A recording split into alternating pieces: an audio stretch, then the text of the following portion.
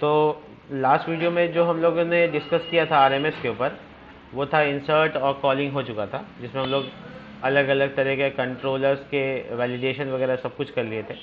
आज हम लोग इसमें डिलीट फंक्शन ऐड करेंगे और डिलीट के बाद हम लोग इसमें एडिट करने का भी आज कोशिश करेंगे। तो चलिए यहाँ पर हम फटाफट एक फंक्शन बनाएं कॉलिंग के लिए होम पेज, और ये दूसरा इंसर्ट के लिए है, और तीसरा जो यहाँ पर हम लोग पब्लिक फंक्शन, और इस जगह पे हम लोग इंसर्ट के बाद लगा सकते हैं यहाँ पे डिलीट, मान लो रिज़ल्ट। सिर्फ डिलीट मत नाम रखो, क्योंकि डिलीट प्रीफिक्स नाम है, पहले से नाम है, तो उसके आगे कुछ जोड़ दो, डिलीट रिकॉर्ड रिज़ल्ट डाटा कुछ भी कर दो, और जो भी रिक्वेस्ट आएगा वो यहाँ पे एक्सेप्ट किया जाएगा REQ के नाम से। और अगर कोई पैरामीटर में डेटा डालेंगे तो वो ID आएगा। बेसिकली ये रिकॉर्ड ID होगा, जिससे हम लोग डेटा रिकॉर्ड को डिलीट करेंगे। तो ये पहले टेस्ट कर लेते हैं, टेस्ट DD डाल देते हैं, डाई एंड डम्प टेस्टिंग। ठीक है, अब हम इसको फर्दर आगे इसका राउट बनाते हैं। तो web.php में राउट बनेगा, और इसका राउट गेट मेथड पे भी फिलहाल बनाते हैं। ठीक है, बाद में हम लोग डिलीट मेथड से भी बनाना सीखेंगे। फिलहाल डिलीट जो राउट में रखना चाहते हैं, और वो ID जो हम पैरामीटर में पास करना चाहते हैं वो है ये कंट्रोलर का नाम, रिजल्ट कंट्रोलर, 2 बार कॉलन क्लास, और यहाँ पे डिलीट रिकॉर्ड जो कि फंक्शन का नाम है कंट्रोलर के अंदर। और इसका नाम कुछ रख लो, डिलीट रख लो, कोई इशू नहीं है। ऐसा नाम रखो जो डिस्क्रिप्टिव हो, ऐसा नाम रखो जो फ़ायदा दे यहाँ पे याद रखने में। तो डिलीट नाम सही रहेगा। मैंने ये पूरा कंप्लीट किया राउट। अब मैं इसका लिंक यहाँ पर ऐड करूँगा जहाँ पे मैं कॉलिंग कर रहा हूँ। तो TD में आप देखेंगे कि इंग्लिश के बाद टोटल मार्क्स का सेक्शन है, जिसको हम पूरा करेंगे यहाँ पर सबको जोड़ कर।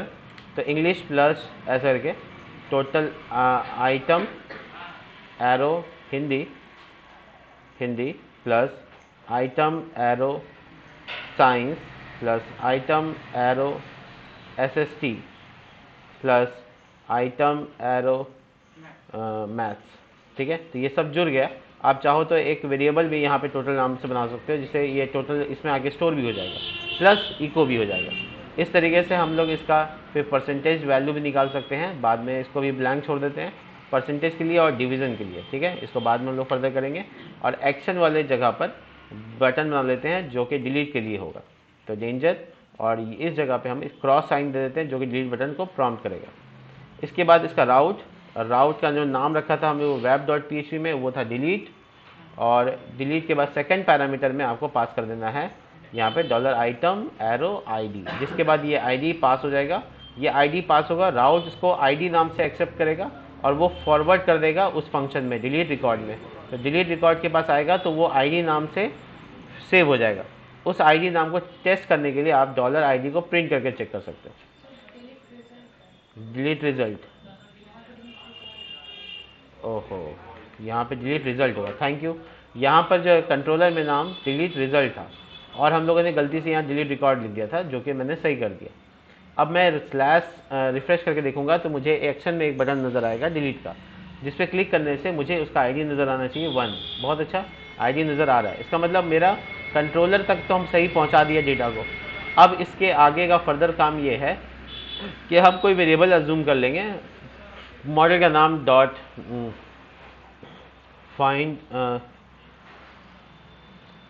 फाइंड और फेल, ये एक फंक्शन है।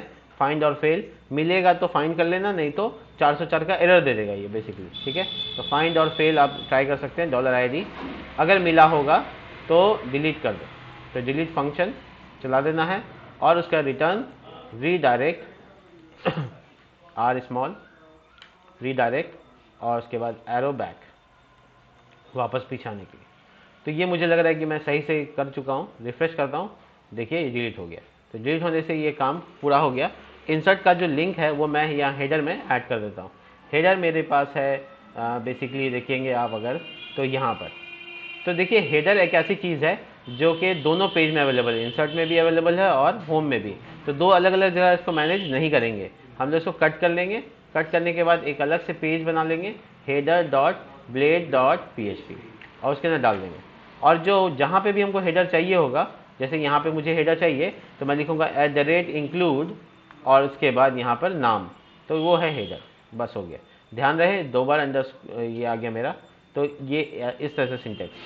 अब जो आपको इंसर्ट के पेज में चाहिए तो आपको वहाँ पे भी @ लगा दीजिएगा, जो कि PHP में PHP लगाना पड़ता है, और ब्लेड टैम्पलेट में @ इंक्लूड से शुरू हो जाएगा, PHP लगा के बंद करने की ज़रूरत नहीं है। तो हेडर जो फाइल है वो यहाँ पर रेंडर करेगा। एक ही जगह मैनेज करना पड़ रहा है अब हमको, तो हम इस पर क्लिक करने पर होम पेज को टारगेट करा देते हैं। तो जब हम लोगो पे क्लिक करेंगे तो हम होम पे आ जाएंगे, और इसी तरीके से हम कुछ लिंक्स बना लेते हैं, जैसे नेव बार डैश नेव, और यहाँ पर a tag nav dash item and nav dash link इस तरीके से। और यहाँ पे हम चाहते हैं कि होम दिखे लिखा हुआ, और इसके अलावा इंसर्ट रिकॉर्ड या रिजल्ट लिख सकते हैं। ठीक है, तो जो लिंक है उसको हम लोग इंसर्ट के पेज को टारगेट कर देते हैं, वो हम लोग बड़ा आसानी से कर सकते हैं राउट की मदद से, राउट फंक्शन की मदद से, और उसके बाद इंसर्ट लिख दिया। इस तरीके से यहाँ पर 2 बार क्लास राउट, और ये यहाँ पर होम कर दिया। इसके बाद आप देख पाएंगे यहाँ पे लिंक्स आ गए। अब क्लिक कर दें, क्लिक करने के बाद जो है आप इंसर्ट का पेज देख पा रहे हैं। अब इस इंसर्ट के पेज में डेटा डालना है, फीड करना है, जैसे रॉकिंग, और ये हो गया, ये कॉन्टेक्ट नंबर हो गया, ये स्कूल का नाम हो गया, ये अलग अलग एड्रेसेस देखिए। तो अब आप ये देखेंगे कि यहाँ टोटल मार्क्स आपका अस्यूम हो रहा है। अब इससे आप इसका परसेंटेज और इससे आप इसका डिवीज़न निकाल सकते हैं। तो बड़ा आसान होगा, यहाँ पे थोड़ा मैथमेटिक कैलकुलेशन करके हम इस काम को पूरा कर सकते हैं।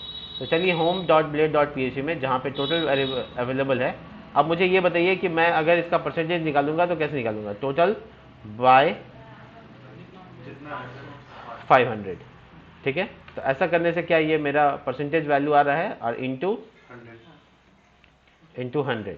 तो पहले डिवीज़न करना है या पहले मल्टीप्लिकेशन करना है, वो भी ध्यान में रखना होगा आपको। ठीक है, तो PRCNTAG percentage is equal to, ये एक वेरिएबल भी बन गया यहाँ पे। और पहले ये क्या करना है, डिवीज़न, या पहले डिवीज़न करना है? देखिए तो 48। ठीक है, अब परसेंटेज का साइन देना है तो आप यहाँ पे परसेंटेज का साइन दे सकते हैं, जिसके बाद ये देखिए 48%। ठीक है, तो आपका ये कैलकुलेशन हो गया। अब आते हैं डिवीज़न पे। तो डिवीज़न कैसे दिखाएंगे? तो इसके लिए हम यहाँ पर PHP वाला इफ एल्स यूज़ करेंगे। तो देखिए ये ब्लेड टैबलेट में @ लगाने से भी इफ एल्स बन सकता है, बड़ा आसान है। देखिए @ के साथ चलिएगा। ठीक है, @ आप कंडीशन लगाइए, परसेंटेज अगर 60 है या उससे ज़्यादा है तो फिर यहाँ पर हम एको करेंगे फर्स्ट डिवीज़न। 60 है या 60 से ज़्यादा है तो फर्स्ट डिवीज़न। अगर ऐसा नहीं है तो एल्स इफ का इस्तेमाल कर सकते हैं हम लोग एक साथ। और एक और कंडीशन, परसेंटेज वेरिएबल में अगर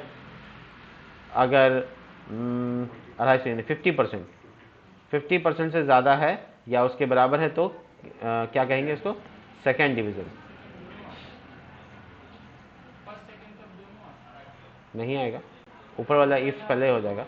हाँ, और इसके अलावा एक और एल्स इफ लगाएंगे, @else if, और यहाँ पे लिखा अगर परसेंटेज के वेरिएबल में 45% से ज़्यादा है तो उसको कहेंगे थर्ड डिवीज़न।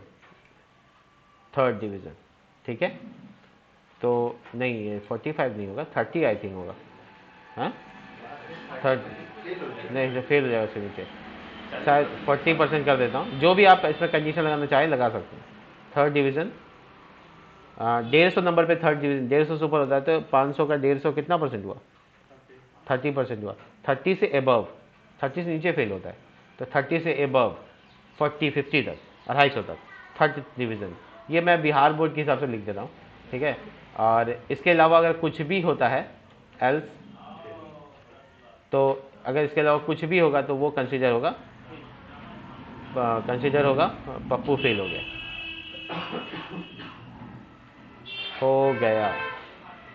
ठीक है, तो वेरी इंटरेस्टिंग। ठीक है, तो अभी फिलहाल के लिए 48% है, जो कि 50 से कम हुआ तो थर्ड डिवीज़न। मैं एक रिकॉर्ड डालता हूँ जिसमें फर्स्ट डिवीज़न आता हूँ, तो मैंने अपना रिकॉर्ड डाल देना है। क्या फर्स्ट डिवीज़न लाना है तो नहीं, नेम तो वहाँ बगल में कॉलम दे रहा है, जस्ट फन पार्ट। ठीक है, RPC लगाओ एकदम अच्छे से तड़का, अच्छे मार्क्स का। टीचर तो देता नहीं था तो हम लोग अपने से बना लेते हैं। बढ़िया वाला, ये हुआ ना बात, ठीक है। तो 91.6% जो कि फर्स्ट डिवीज़न की कैटेगरी में आता है। अगर इससे कम भी आता है तो वो फेल कंसिडर होता है। जैसे मैं यहाँ रोनी को फेल कर दूंगा, ठीक है। ये मोबाइल नंबर सपोज PPC